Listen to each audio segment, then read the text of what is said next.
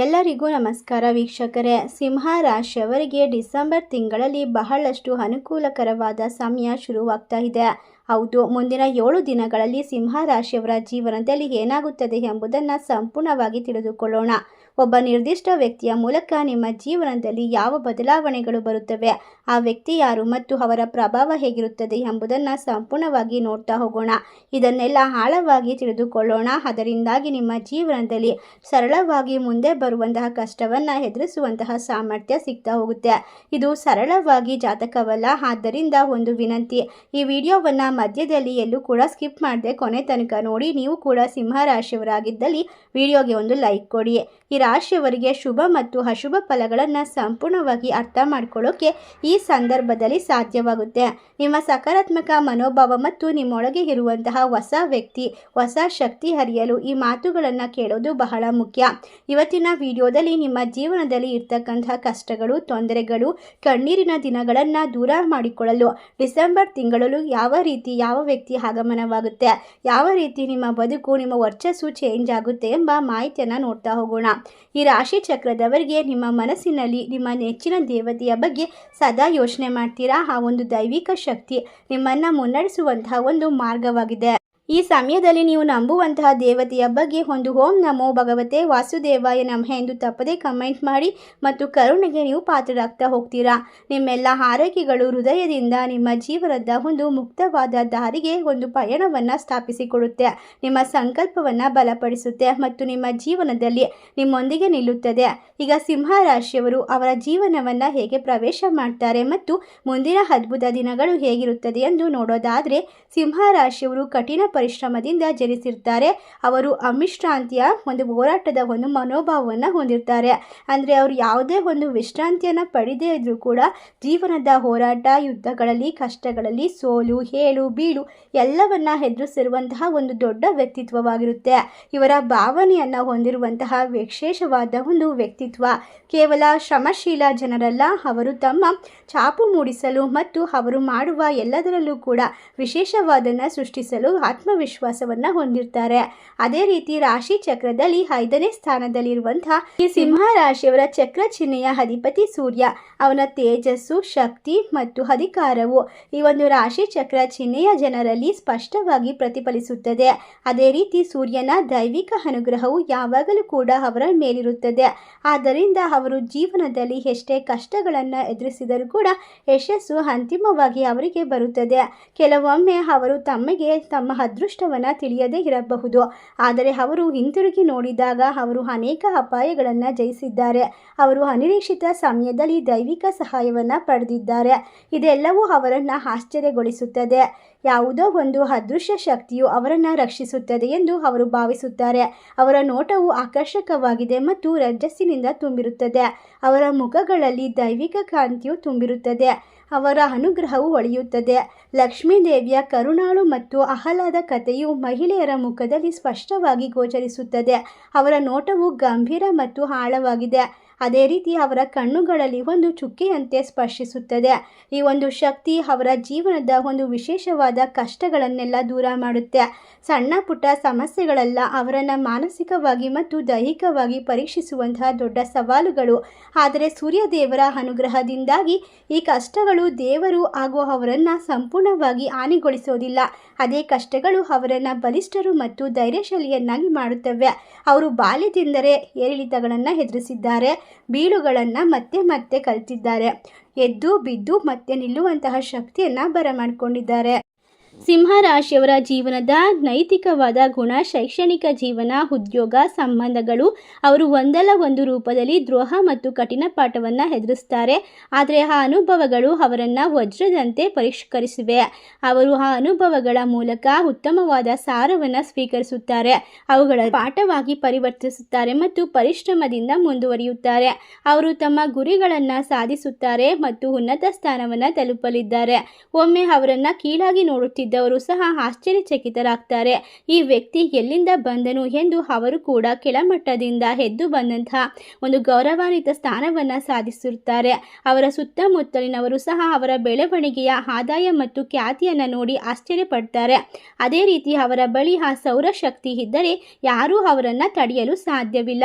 ಅದೇ ರೀತಿ ಈ ವಾರ ಈ ಒಂದು ಸಂದರ್ಭ ಡಿಸೆಂಬರ್ನಿಂದ ಸಿಂಹ ರಾಶಿಯವರಿಗೆ ದೈವಿಕ ಬದಲಾವಣೆಯ ಸಂದರ್ಭವಾಗಿದೆ. ಈ ಬದಲಾವಣೆಯು ನಿಮ್ಮ ಜೀವನವನ್ನು ಹೊಸ ದಿಕ್ಕಿನಲ್ಲಿ ಕೊಂಡೊಯ್ಯುತ್ತದೆ. ಎಲ್ಲ ವಿಷಯಗಳಲ್ಲಿಯೂ ಕೂಡ ನಿಮ್ಮ ಪರವಾಗಿ ತಿರುಗುತ್ತದೆ ಮತ್ತು ನಿಮ್ಮ ಅದ್ಭುತ ಹಂತವನ್ನು ಪ್ರವೇಶಿಸುತ್ತೀರಾ. ಹಿಂದೆ ನೀವು ಗಂಭೀರ ಅವಮಾನಗಳು, ನಿಂದನೆಗಳು ಮತ್ತು ನಿರಾಶೆಗಳನ್ನು ಎದುರಿಸಿರಬೇಕು.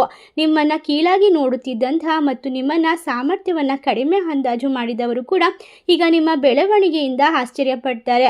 ಅವರು ಈಗ ನಿಮ್ಮ ಸಹಾಯಕ್ಕಾಗಿ, ನಿಮ್ಮ ಬೆಂಬಲಕ್ಕಾಗಿ, ದಯೆಯ ಮಾತುಗಾಗಿ ನಿಮ್ಮ ಬಳಿಗೆ ಬರುತ್ತಾರೆ. ಈ ವಿಧಿಯಾದ ವಿಚಿತ್ರ ನಾಟಕದಂತೆ ನಂತರದ ನಿಮ್ಮ ಹೊಗಳುತ್ತಾರೆ ಮತ್ತು ನಿಮ್ಮ ಹಿಂದೆ ನಾಯಿಯಂತೆ ಬೀಳುತ್ತಾರೆ. ನಿಮ್ಮ ಶ್ರೇಷ್ಠತೆಯನ್ನು ಗುರುತಿಸ್ತಾರೆ. ಹೌದು, ಡಿಸೆಂಬರ್ ತಿಂಗಳು ನಿಮಗೆ ಅದ್ಭುತವಾದಂತಹ ವಿಶೇಷವಾದ ಸಮಯ ಪ್ರಾಪ್ತಿಯಾಗ್ತಾ ಇರೋದ್ರಿಂದ ನೀವು ಹಿಂದೆ ಒಳಗಾಗಿದ್ದಂತಹ ಅವಮಾನ, ಕಣ್ಣೀರಿಗೆ ಈ ಸಮಯದಲ್ಲಿ ಪರಿಹಾರವನ್ನು, ಮುಕ್ತಿಯನ್ನು ಪಡೆದುಕೊಳ್ಳುವ ಸಂದರ್ಭವಾಗಿದೆ. ನೀವು ಯಾವುದೇ ಕಷ್ಟಗಳಿಂದ ಇದ್ದರೂ ಕೂಡ ಅದರಿಂದ ಹೊರಗೆ ಬರ್ತೀರಾ. ನಿಮ್ಮ ಕುಟುಂಬದೊಳಗಿನ ನಿಮ್ಮ ಸ್ನೇಹಿತರು, ಸಹೋದ್ಯೋಗಿಗಳು ಎಲ್ಲರೂ ಕೂಡ ನಿಮ್ಮನ್ನು ಮೆಚ್ಚಿಕೊಳ್ತಾರೆ. ನಿಮ್ಮ ಲಾಭವನ್ನು ಪಡ್ಕೊಳ್ತಾ ಇರ್ತಾರೆ. ಅವರು ಯಾರನ್ನು ಅವಮಾನಿಸದ ಕಾರಣ ಅವರನ್ನು ಸುಲಭವಾಗಿ ಮೋಸ ಮಾಡ್ತಾರೆ. ವಿಶೇಷವಾಗಿ ನೀವು ಅವರನ್ನು ನಮ್ಮವರು ಎಂದು ಕುರುಡರಾಗಿ ನಂಬುವಂಥವರು, ನಿಮ್ಮನ್ನು ಸುತ್ತುವರೆದವರು ನಿಮ್ಮ ಬಗ್ಗೆ ಪ್ರೀತಿಯನ್ನು ತೋರಿಸಿ ನಿಮ್ಮ ಸೌಮ್ಯತೆಯನ್ನು ಅವರ ಅಗತ್ಯಕ್ಕಾಗಿ ಬಳಸಿಕೊಳ್ತಾರೆ. ಅವರ ಕೆಲಸ ಮುಗಿಯುವವರೆಗೂ ಕೂಡ ಅವರು ನಿಮ್ಮನ್ನು ಹೊಗಳುತ್ತಾರೆ, ಆದರೆ ಅಗತ್ಯ ಮುಗಿದ ನಂತರ ನಿಮ್ಮನ್ನು ನಿರ್ದಯವಾಗಿ ಬಿಟ್ಟು ಹೋಗ್ತಾರೆ. ಇದೇ ರೀತಿ ನಿಮ್ಮ ಜೀವನದಲ್ಲಿ ಹಲವಾರು ವರ್ಷಗಳಿಂದ ನಡೆದುಕೊಂಡು ಬಂದಿದೆ.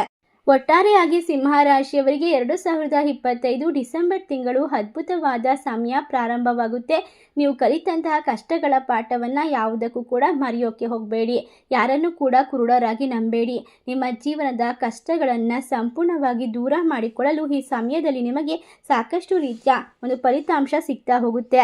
ಈ ಸಂದರ್ಭದಲ್ಲಿ ಗಂಡ ಹೆಂಡತಿಯ ನಡುವೆ ಹಿಂದೆ ಇದ್ದ ಭಿನ್ನಾಭಿಪ್ರಾಯಗಳು ಸಹ ಬಗೆಹರಿಯುತ್ತವೆ. ಪ್ರೇಮಿಗಳ ನಡುವೆ ಅಂತರಗಳು ದೂರವಾಗುತ್ತದೆ ಮತ್ತು ಬಾಂಧವ್ಯ ಬಲಗೊಳ್ಳುತ್ತದೆ.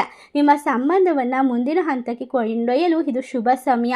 ರಿಯಲ್ ಎಸ್ಟೇಟ್ ವಲಯದಲ್ಲಿ ನಿಮಗೆ ವಿಶೇಷವಾಗಿ ಶಕ್ತಿ, ಸಾಮರ್ಥ್ಯ, ಹಣಕಾಸಿನ ವ್ಯವಹಾರವನ್ನು ಬಲಪಡಿಸಿಕೊಳ್ಳಬಹುದು. ಕಲಾವಿದರಿಗೆ ಮತ್ತು ತಂತ್ರಜ್ಞರಿಗೆ ಇದು ಸುವರ್ಣ ಸಮಯ. ನಿಮ್ಮ ಯೋಜನೆಗಳು ಯಶಸ್ವಿಯಾಗುತ್ತವೆ. ಎಲ್ಲ ಕಡೆಯಲ್ಲಿ ಸಕಾರಾತ್ಮಕ ವಾತಾವರಣ ಇರುತ್ತೆ. ನಕಾರಾತ್ಮಕ ಸಂದರ್ಭಗಳು ವಿರಳವಾಗಿ ಉದ್ಭವಿಸುತ್ತವೆ. ಅದೇ ರೀತಿ ಸಣ್ಣ ಅಡೆತಡೆಗಳು ಉದ್ಭವಿಸಿದರೂ ಕೂಡ ನಿಮ್ಮ ದೈವಿಕ ಅನುಗ್ರಹ ಮತ್ತು ಆತ್ಮವಿಶ್ವಾಸವು ಅವುಗಳನ್ನು ಸುಲಭವಾಗಿ ನಿವಾರಿಸುತ್ತದೆ, ನಿಮಗೆ ಸಹಾಯ ಮಾಡುತ್ತೆ. ಈ ಅವಧಿಯಲ್ಲಿ ನೀವು ಸಣ್ಣ ಪುಟ್ಟ ಪರಿಹಾರವನ್ನು ಮಾಡಿದರೆ ನೀವು ಪಡೆಯುವಂತಹ ಶುಭ ಫಲಗಳನ್ನು ದ್ವಿಗುಣಗೊಳಿಸೋಕ್ಕೆ ಸಾಧ್ಯವಾಗುತ್ತೆ. ಈ ಸಂದರ್ಭ ಈ ರಾಶಿ ಚಕ್ರದವರು ಬಹಳಷ್ಟು ಕಷ್ಟವನ್ನು ಪಟ್ಟಿದ್ದೀರಾ, ಅವಮಾನವನ್ನು ಎದುರಿಸಿದ್ದೀರಾ, ನೋವುಗಳಿಂದ ಪಾಠ ಕಲಿತಿದ್ದೀರಾ. ಆದರೂ ಕೂಡ ಸಾಕಷ್ಟು ಏಳು ಬೀಳುಗಳು ನಿಮ್ಮ ಜೀವನದಲ್ಲಿ ನೀವು ಕಾಣದೇ ಇರುವಷ್ಟು ಕಷ್ಟವನ್ನು ಯಾರೂ ಕೂಡ ಪಟ್ಟಿಲ್ಲ. ಅಷ್ಟೊಂದು ಕಷ್ಟವನ್ನು ಅನುಭವಿಸಿರುವಂತಹ ಸಿಂಹ ರಾಶಿಯವರು ಒಂದು ಹಂತಕ್ಕೆ ಉತ್ತಮವಾದ ಸ್ಥಾನಕ್ಕೋಸ್ಕರ ಬಹಳಷ್ಟು ಹಂಬಲಿಸಿದ್ದೀರಾ. ಅದೆಷ್ಟೋ ನಿದ್ರೆ ಇಲ್ಲದ ರಾತ್ರಿಗಳನ್ನು ನೀವು ಒದ್ದಾಡಿದ್ದೀರಾ. ನಿಮ್ಮ ಕುಟುಂಬ ಜೀವನದಲ್ಲಿ ಸುಖ, ಶಾಂತಿ, ನೆಮ್ಮದಿಗೋಸ್ಕರ, ಒಂದು ನೆಲೆಗೋಸ್ಕರ ನೀವು ಬಹಳಷ್ಟು ಪರದಾಡಿದ್ದೀರಾ.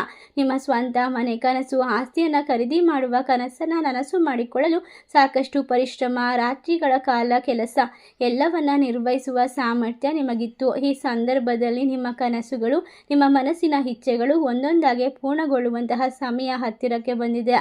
ನೀವು ಇಷ್ಟಪಡುವಂತಹ ದೈವಿಕ ಶಕ್ತಿಯ ಅನುಗ್ರಹವು ನಿಮ್ಮ ಮೇಲಿರುತ್ತದೆ. ಇದರಿಂದ ಯಾವುದೇ ಶತ್ರುವಿನ ನಿಮ್ಮನ್ನು ಕಾಡೋದಿಲ್ಲ.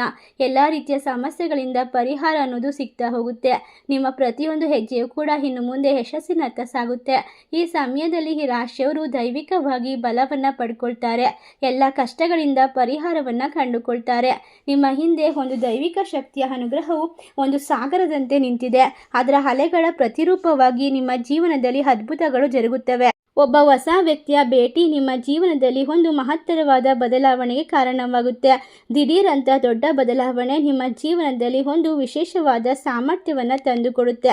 ಈ ಸಂದರ್ಭ ನಿಮ್ಮ ಜೀವನದ ಸರ್ವ ಸಮಸ್ಯೆಗಳಿಂದ ಪರಿಹಾರ, ನಿಮ್ಮ ಜೀವನದಲ್ಲಿ ನೀವು ಅಂದುಕೊಳ್ಳದೇ ಇರುವಂತಹ ರೀತಿಯಲ್ಲಿ ಎಲ್ಲವನ್ನ ಪಡೆದುಕೊಳ್ಳುವ ಸಮಯ ಬಂದಿದೆ.